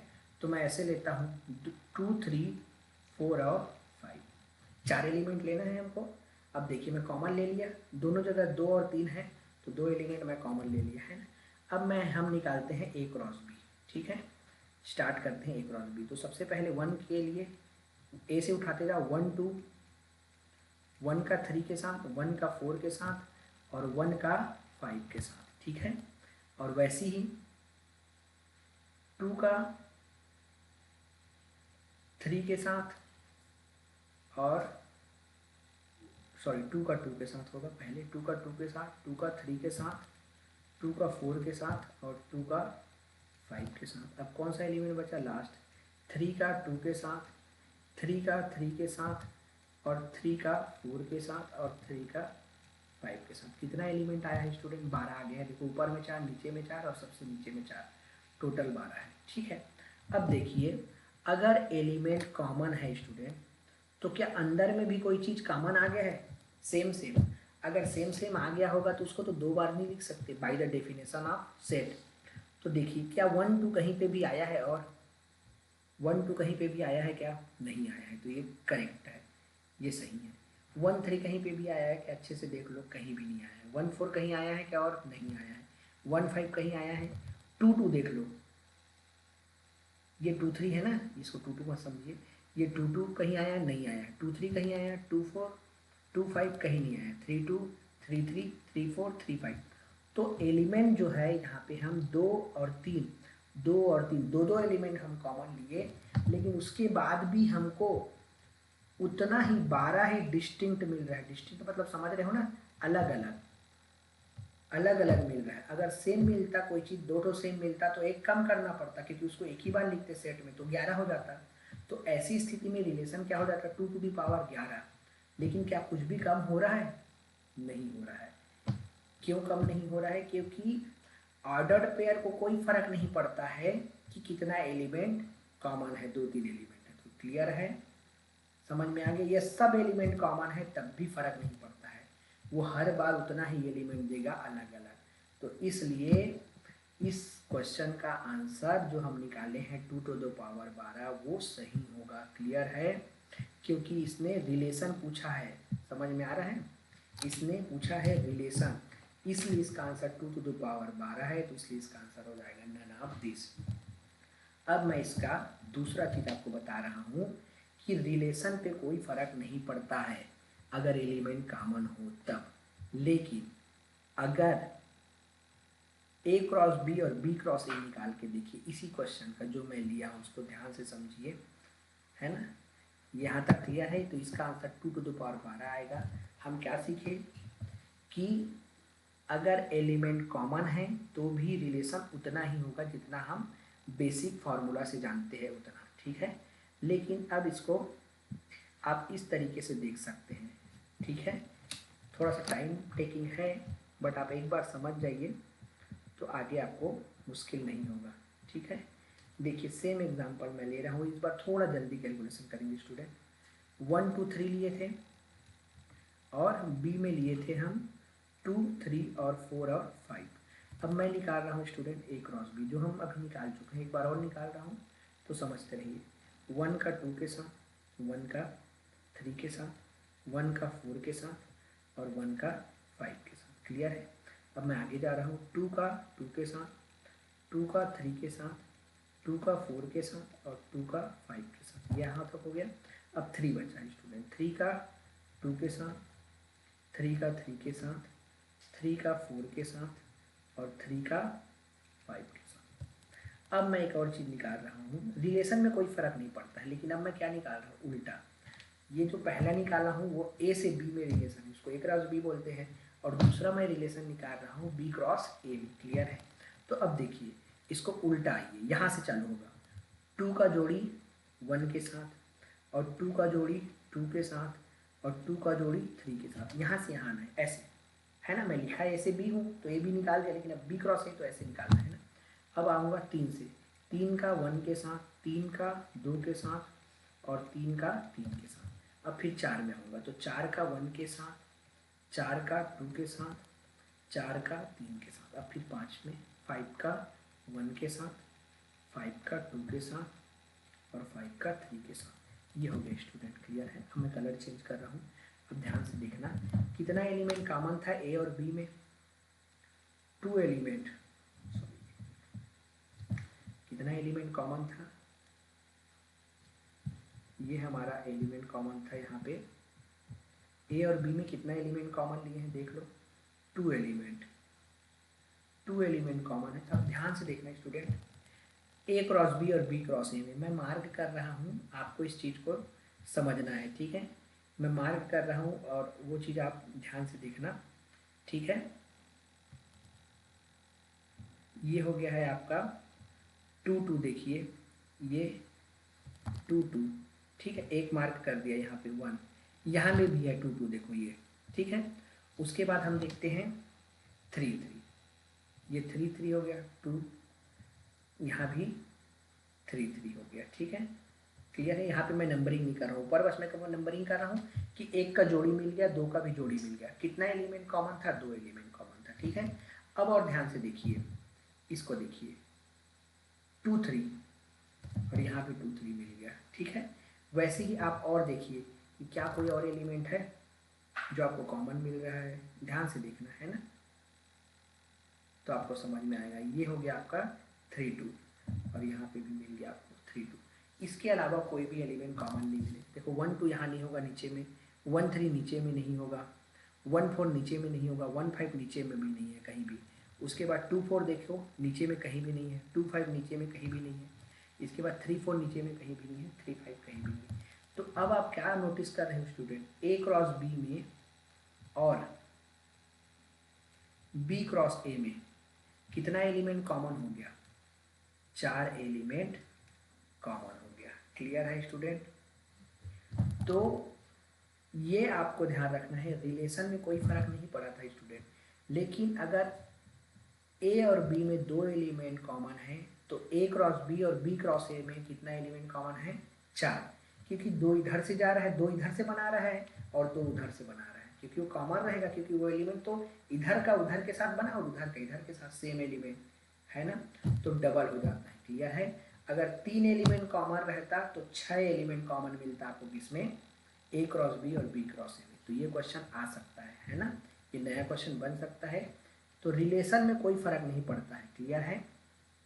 इसीलिए हमको केवल 12 डिस्टिंक्ट मिला था, बट ए क्रॉस बी और बी क्रॉस ए देखें तो जस्ट दोगुना मिला हमको बराबर। ठीक है? क्लियर है? अब देखिए ये क्वेश्चन में करा दिया। अब ये हो गया आपका, let x equal to this set 1 2 3 4 5 और y equal to 1 3 5 7 9, which of the following is not a relation from x to y। ये वाला क्वेश्चन मैं कराऊंगा ही, इस क्वेश्चन को आपको ध्यान से समझना है। ठीक है? इसके बाद नेक्स्ट क्वेश्चन होगा ये वाला, ये सिंपल क्वेश्चन है, आप सोचेंगे तो। ठीक है? ये वाला क्वेश्चन है और उसके बाद और हमारे पास क्वेश्चन है, हाँ ये 2 क्वेश्चन और ये, हाँ ये सब क्वेश्चन है, इतने ही क्वेश्चन है ना। तो 1-2 क्वेश्चन मैं आपको कराता हूँ और कुछ क्वेश्चन मैं आपको होमवर्क के लिए भी देता हूँ, ये चीज़ आपको समझना है। ठीक है? क्लियर है? अब देखिए इसको, x ये सेट है y, which of the following is not a relation. इसी चीज़ को आपको ध्यान से समझना है जब भी आप क्वेश्चन करें, क्या पूछ रहा है। कभी कभी हमारा ध्यान एक ही चीज़ में रहता है कि कौन सा रिलेशन है, लेकिन यहाँ पे पूछ रहा है नॉट अ रिलेशन। ठीक है? तो रिलेशन मतलब क्या होता है स्टूडेंट, अब मैं इस चीज़ को आपको डायग्राम से बता रहा हूँ। फिर से जो चीज़ मैं स्टार्ट किया था आपको वहीं से फिर से आपको लेके आ रहा हूँ कि हम डायग्राम के थ्रू ही इसको देखेंगे। क्लियर है? ये हो गया आपका सेट x, पहला वाला जो सेट है x से y बोला है, इसलिए हम पहले x को बनाएंगे और फिर y को बनाएंगे। अब x में क्या क्या एलिमेंट है, 1 2 3 4 5। क्लियर है? और हमारा y में क्या क्या एलिमेंट है उसको देखिए, 1 3 5 7 और 9। ठीक है? क्लियर है स्टूडेंट? मैं आपको सबसे पहले बी सी और डी ऑप्शन चेक करा रहा हूँ, है ना।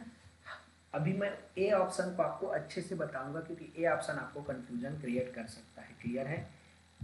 अब देखते हैं बी ऑप्शन, स्टार्ट करते हैं। 1 है, देखिए मैं एरो लगाऊंगा नहीं, एक ही तो एरो लगा रहा हूँ बी के लिए। 1 है, 1 के साथ जुड़ा है, तो देखो 1 1 के साथ जुड़ा है। ठीक है? फिर दूसरा वाला 2 1, 2 भी 1 के साथ जुड़ा है। क्लियर है? और 3 3 के साथ जुड़ा है। ठीक है? और 4 भी 3 के साथ जुड़ा है। ठीक है? और 5 5 के साथ जुड़ा है। कंप्लीट हो गया, मतलब हर ठो एरो मिल जा रहा है हमको, जो भी बी के अंदर लिखा है वो सब मिल जा रहा है हमको। तो इसलिए ये रिलेशन है, क्योंकि रिलेशन को हम कैसे जाने हैं, रिलेशन कैसे होता है। रिलेशन जितना भी पॉसिबल एरो है हम निकाल सकते हैं, वो सब रिलेशन होता है। चाहे इधर x में कुछ छूट जाए या y में छूट जाए या सब एरो एक ही जगह हो जाए, कैसा भी हो, अगर एरो बनाते बनते बन जा रहा है हमको तो वो रिलेशन है। तो ये रिलेशन है। क्लियर है? या इसको दूसरे तरीके से देख सकते हो कि बी में से पहला एलिमेंट को खोजते जाइए। पहला एलिमेंट क्या है, फर्स्ट का 1 1 है क्या x में, है 2 है क्या x में, है तीसरा एलिमेंट में 3 है क्या x में, है चौथा में 4 एलिमेंट है क्या x में, है 5 है क्या x में, है। तो ये हो गया किसमें, एक x में सब आ गया है। उसके बाद सेकेंड एलिमेंट को चेक करते हैं, 1 1 3 3 5, क्या 1 3 5 है, हाँ, तो ये रिलेशन हो गया। अगर कोई एलिमेंट नहीं मिलता है तो वो रिलेशन नहीं है, क्योंकि वो उस चीज़ में है ही नहीं, तो एरो कैसे निकालोगे। क्लियर है? तो दूसरा वाले में आते हैं। सेम देखो, मैं ये डायग्राम के थ्रू इसलिए बताया हूँ क्योंकि आपको डायग्राम के थ्रू आगे फंक्शन भी पढ़ना है, और जो चीज़ आप डायग्राम से देखते हैं वो काफ़ी आसान होता है। तो बी वाला जो है रिलेशन है, बी वाला क्या है स्टूडेंट, रिलेशन है। देखो मैं यहाँ पे मार्क कर रहा हूँ कि ये रिलेशन है, तो रिलेशन है इसलिए हम इसको मार्क नहीं करेंगे, क्योंकि ये आंसर नहीं है, क्योंकि उसने नॉट अ रिलेशन पूछा है। ठीक है? दूसरे में आते हैं। तो तो पहला पहला एलिमेंट देखो 1 x में है, 1 x में है, 3 x में है, 3 x में है, 5 x में है, हाँ है। तो पहला ठीक है। सेकेंड एलिमेंट y से आना चाहिए। सेकेंड 1 y में है, 3 y में है, 5 y में है, 7 y में है और फिर से 7 y में है। हाँ, तो ये भी रिलेशन हो गया। ठीक है, अब डी ऑप्शन देखते हैं। 1 पहला एलिमेंट x से आएगा क्योंकि x से y में बोला है ना। कभी कभी ऐसा भी दे सकता है कि y to x और लिखा उल्टा है, आपको पहले x दिया है फिर y। तो पहला एलिमेंट को आपको कहाँ से चेक करना होगा? y से। क्लियर है? छोटी छोटी बातें हैं जो आपको कॉन्सेप्ट ध्यान में रखना है। ठीक है, तो पहला एलिमेंट x से आएगा। 1 है, 2 है, 2 है, 7 है क्या? देखो ये आपको मिल गया। 7 को कहाँ होना था? x में होना था, तभी तो यहाँ से एरो निकलता। अब वो 7 है ही नहीं और इसने रिलेशन में दे दिया है, तो कहाँ पे ये पॉसिबल है? इसलिए ये रिलेशन नहीं है और ये रिलेशन नहीं है, इसलिए ये आंसर है हमारा। क्लियर है? अब मैंने क्या छोड़ा हुआ है आपके लिए? आपके लिए मैंने छोड़ा हुआ है ये वाला पोर्शन, ए वाला पोर्शन। तो उसमें क्या कंफ्यूजन होगा ये आप देख लीजिए। ठीक है, क्लियर है? इस चीज़ को ध्यान से समझिए। ए में क्या लिखा है? ए में आपका ए जो ऑप्शन है उसमें लिखा है R1 बराबर x, y such that y equal to x plus 2 लिख देता हूँ मैं, है ना। 2 प्लस x लिखा है। x कहाँ से आ रहा है? x से आ रहा है। और y कहाँ से आ रहा है? y से आ रहा है। क्लियर है? अब इस चीज़ को समझिए। x जो है x से आ रहा है और y y से आ रहा है। ठीक है, अब इसको मैं लिखते जाता हूँ, देखते रहो। सबसे पहले मैं लेता हूँ आपका x बराबर, सबसे पहला एलिमेंट क्या है स्टूडेंट? 1 है। तो y कितना आएगा? 2 जोड़ दो इसमें, यही तो बोल रहे हैं ना। तो 2 जोड़ दोगे तो 3। x बराबर दूसरा एलिमेंट 2, तो y बराबर कितना हो गया स्टूडेंट? y बराबर कितना हो गया? 2 जोड़ोगे तो 4। ठीक है, x बराबर हम ले लेते हैं 3 भी है, तो जो जोड़ दो तो 5। और x बराबर 4 है, तो y बराबर, ये आपको कन्फ्यूजन में भी हो, नहीं भी हो सकता है, बट आप, मैं जब इसको बताऊंगा तो आपको कन्फ्यूजन होगा। तो y इक्वल टू 6, तो x इक्वल टू 5 और y इक्वल टू 7। ठीक है, तो अब आप इसको ऑर्डर पेयर में बनाते हो इसी को, तो क्या हो गया? 1 3 और ये क्या हो गया? 2 4 और ये क्या हो गया आपका? 3 और 5 और फिर ये क्या हो गया? 4 और 6 और ये क्या हो गया आपका? 5 और 7। अब इन सब को हम रिलेशन में लिखते हैं। ठीक है, तो मैं स्पेस बना लेता हूँ थोड़ा सा, इसको इस साइड ले आते हैं। ठीक है, और इसको हम ले जाते हैं, इतना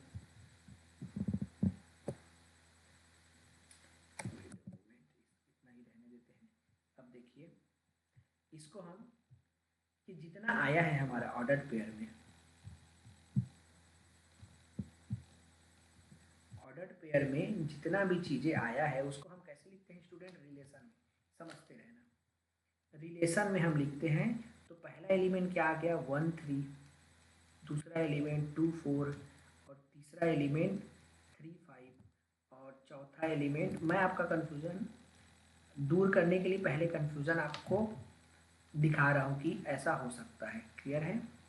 अगर ये नहीं भी बताता तो भी चल जाता, बट आपको ये समझना है। अब देखिए पहला एलिमेंट किससे आएगा स्टूडेंट? एक्स से। 1 है, हाँ, 2 है एक्स में, 3 है एक्स में, 4 है एक्स में और 5 है एक्स में। क्लियर है? अब उसके बाद देखिए 3 वाई में है, 4 वाई में नहीं है। देखिए 5 नेक्स्ट जाते हैं, जो नहीं है उसके बाद हम आएंगे। 5 है, 6 है, नहीं है, 7 है। अब देखिए स्टूडेंट, अब आपको कंफ्यूजन होगा कि सर क्या ये रिलेशन है? तो ये भी तो रिलेशन का आंसर नहीं है, क्योंकि 4 और 6, ये जो 4 है वो तो नहीं है किसमें? y में, और 6 भी नहीं है y में। तो अगर ये नहीं है तो ये जो ए ऑप्शन है वो भी रिलेशन नहीं है, क्योंकि उसको तो होना चाहिए तभी रिलेशन है। क्लियर है? तो ये हुआ आपको कंफ्यूजन। अब ध्यान से सुनिए स्टूडेंट, रिलेशन में हम किसी भी चीज़ को छोड़ भी सकते हैं। यहाँ पे देखो, ये जो ऑप्शन मैं लिखा हूँ R1, देखो येलो कलर से, मैं फिर से कलर चेंज कर रहा हूँ और आपको बता रहा हूँ। यहाँ पे इस चीज़ को ध्यान से देखना स्टूडेंट, x बिलोंग्स टू ए। क्या यहाँ पे कहीं भी ये वाला नोटेशन दिया है क्या, फॉर ऑल? अगर फॉर ऑल दिया होता तो हमको सभी x को यूज करना पड़ता, क्लियर है, और सभी x को यूज करना पड़ता तो ये आंसर आता, तो ये आंसर आता, तो ये रिलेशन नहीं होता। लेकिन रिलेशन तो क्या होता है, सबसेट होता है, तो कुछ चीज़ों को हम कम भी कर सकते हैं क्योंकि यहाँ पे फॉर ऑल नहीं दिया है, क्लियर है। तो हम किसके बाद किसके लिए 4 आ रहा है, 2 के लिए, तो हम 2 रखेंगे ही नहीं भाई, तो ये वाला हो गया गायब। वैसे ही किसके लिए 6 आ रहा है, 4 के लिए, तो हम x का मान 6 रखेंगे ही नहीं। हम किससे किससे काम चला लेंगे, 1, 3 और 5 से। तब भी तो 1 रख रहे हैं तो 3 आ रहा है 2 जोड़ के, क्योंकि 2 जोड़ के आना चाहिए। 3 रख रहे हैं तो 5 आ रहा है 2 जोड़ के, और 5 रख रहे हैं तो 7 आ रहा है। तो ये जो क्वेश्चन ए ऑप्शन में जो आया है उसका मतलब यही है। अगर फॉर ऑल होता तो हाँ वो डेफिनेटली रिलेशन नहीं होता है, क्लियर है। तो पहले मैंने आपका कंफ्यूजन क्रिएट भी कर दिया और ये आपको क्लियर भी कर दिया है, क्योंकि ये रिलेशन है। बट जब फंक्शन में जाएंगे स्टूडेंट तो वहाँ डेफिनेशन पूरा चेंज हो जाएगा, मतलब रिलेशन से थोड़ा चेंज होगा लेकिन बहुत ही टाइट कंडीशन होता है फंक्शन का, क्लियर है। तो ये हो गया आपका ये क्वेश्चन, ये अच्छा क्वेश्चन था, ठीक है, क्योंकि आप देखते और कोई ये पुट करता, जैसे ही 2 पुट करता उसको 4 मिलता तो वो आंसर मार्क कर देता ए को, नीचे के ऑप्शन तक वो आते ही नहीं, क्लियर है। तो इसलिए जब भी टाइम हो तो सभी ऑप्शन को देख लीजिए, क्योंकि कभी कभी छोटा छोटा जो लूप हो रहता है कॉन्सेप्ट का वो हम मिस कर जाते हैं, क्लियर है, ठीक है।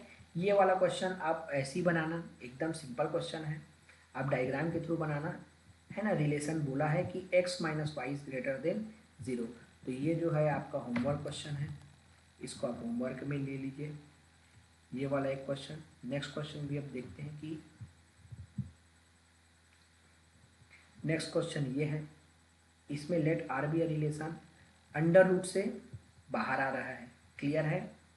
तो ये वाला क्वेश्चन देखिए, यहाँ पे x की वैल्यू सेम चीज़ आ गया है, x की वैल्यू -3 से 3 तक जा रहा है जो हम मॉड में देखे थे, और यहाँ पे पहले ही क्लियर कर दिया, मॉड ना देके सीधा वो रेंज दे दिया है, ठीक है। तो x बिलोंग्स टू z हो रहा है, ठीक है। इसमें मैं आपको एक हिंट दे देता हूँ स्टूडेंट कि अंडर रूट में आप रखते जाना, अंडर रूट से जो भी वैल्यू निकलता है, जैसे एक्स स्क्वायर से निकला है तो आप जनरली x माइनस 1 आप डायरेक्ट पुट करके रख देना, ठीक है, डायरेक्ट पुट करके रख देना। मॉड की वैल्यू अभी हम डिस्कस करेंगे तो कन्फ्यूजन हो जाएगा आपको, क्लियर है। आप ये क्वेश्चन खुद से करना तब आपको समझ में आ जाएगा, जब मॉड पढ़ेंगे तो इसका और आगे का डिटेल देखेंगे। तो ये भी आपका होमवर्क क्वेश्चन है, और क्वेश्चन है कि हमारे पास नहीं, ये लास्ट क्वेश्चन है, तो ये लास्ट क्वेश्चन मैं करा देता हूँ आपको। देखिए फिर से डोमेन और रेंज दोनों फाइंड करने बोला है। क्वेश्चन क्या है, find the domain and range of the relation R given by R ordered pair x y, y equal to x plus 6 by x, where x and y belongs to natural number, और x जो है 6 से छोटा है, ठीक है। तो relation को मैं फिर से नहीं लिख रहा हूँ, आपका जो एक्स और वाई है वो कहाँ से आ रहा है स्टूडेंट, नेचुरल नंबर से। नेचुरल नंबर कहाँ से स्टार्ट होता है, 1 2 3 4 एंड अप टू, ठीक है। और ये हो गया अप टू इन्फिनिटिव, और उसके बाद x को साथ में बोला है x इज लेस देन 6, ठीक है। क्योंकि x की वैल्यू देखो क्वेश्चन में क्या दिया है, सच दैट के बाद y कब मिलेगा, जब हम x रखते जाएंगे, तो देखते हैं, ठीक है।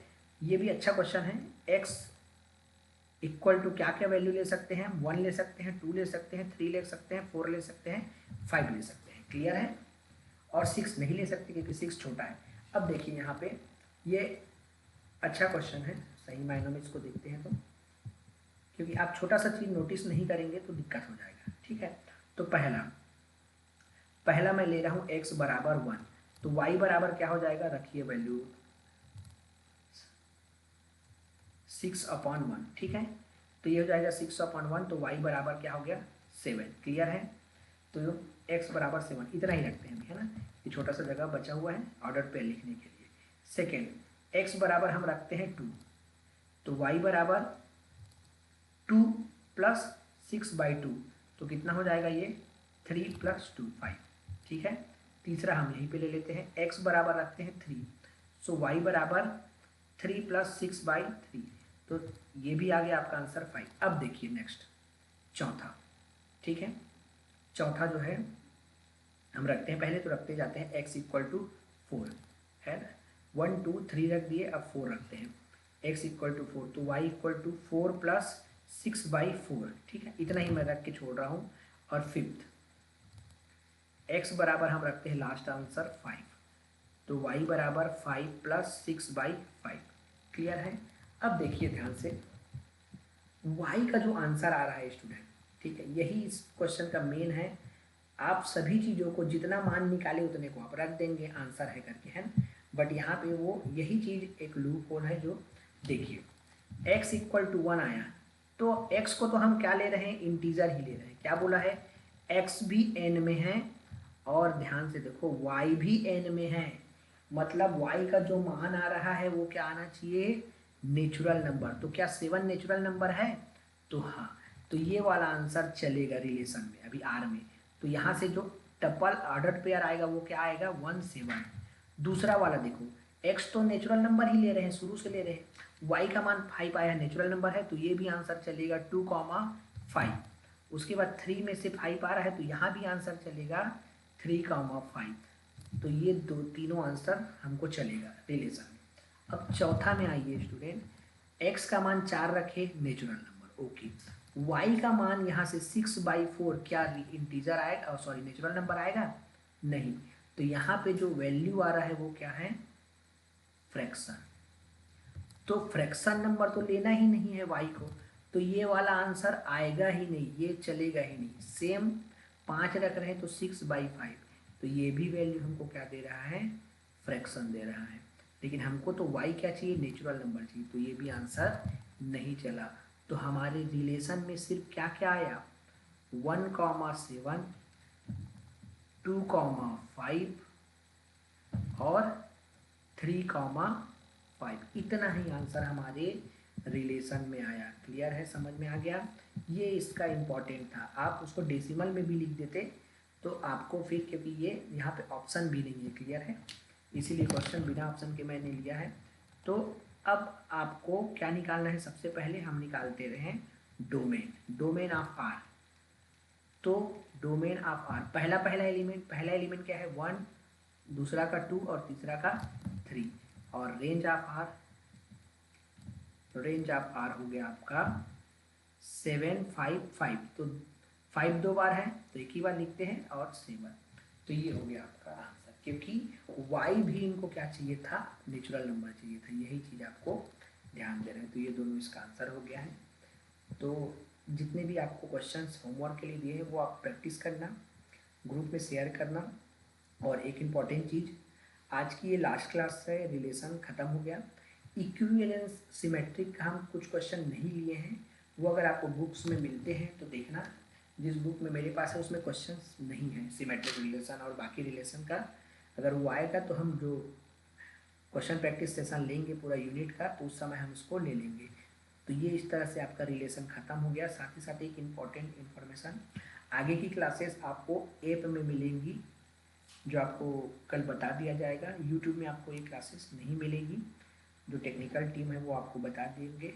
तो आप जो ऐप का प्रोसीजर है वो आप फॉलो करके उसमें रजिस्ट्रेशन कर लीजिए, और टेक्निकल टीम जो है आपको जैसा बोलती है वो आप उसमें कहाँ पे आपको जाके वीडियो देखना है वो आप देख सकते हैं आगे की क्लासेस। ये वीडियो आपको उसी ऐप में भी अपलोड कर दिया जाएगा, और आगे की वीडियो यूट्यूब में नहीं रहेंगी, केवल ऐप में रहेंगी, है ना।